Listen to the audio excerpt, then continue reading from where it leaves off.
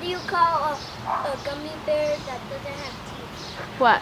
I mean, he A says bear a bear. with- Oh, a bear with no teeth. What? A gummy bear.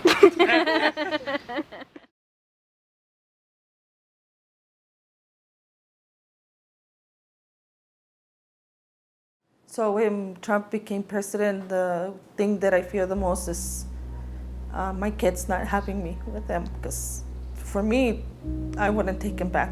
You know, that's not where they belong. They belong here.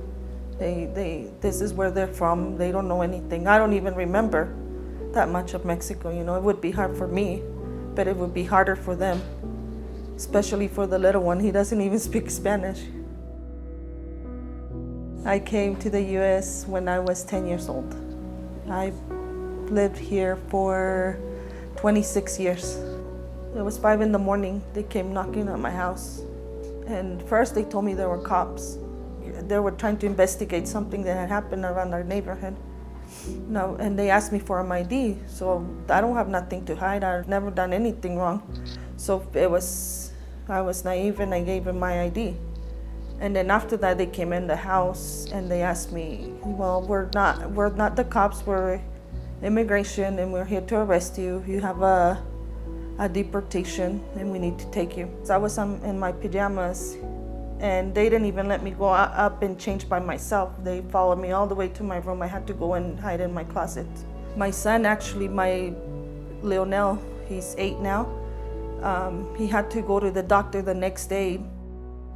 And I begged them, like, let me just go with him to the doctor tomorrow and then I'll go turn myself in. And they wouldn't let me. They said, it's okay, he doesn't need you.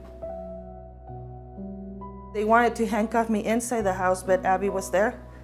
And I was like, I don't want my daughter to see this. I don't want to have her remember me that way, you know?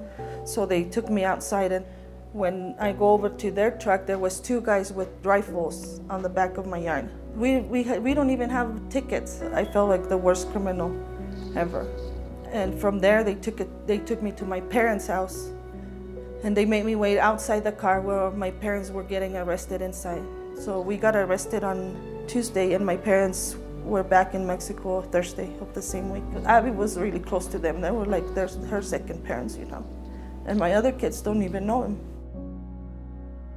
So I was always sending emails to people that go out on the news and say, oh, we're here to help the Hispanic community. Nobody ever answered. And one day I was scrolling through Facebook and I found the Salt Lake Dream Team. And they're the ones that were young people that were willing to risk whatever it took for me and my sisters to stay here because they knew that we hadn't done anything wrong. We went to Temple Square and we had signs and we had people come over. We were in the news signing petitions for us to stay. And then after that, that's when DACA came in. And that's how I'm still here.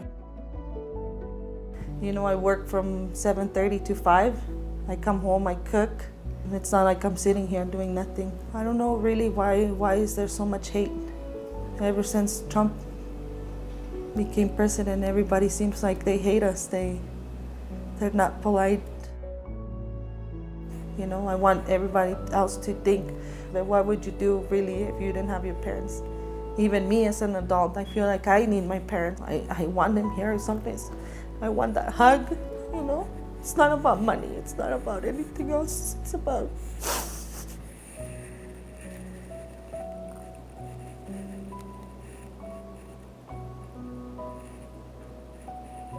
having that person you look up to give you a hug, or in the mornings call them and see them on the weekends, or you know, that's all that matters to me. It's not anything else. It's just love for your kids, love for your parents.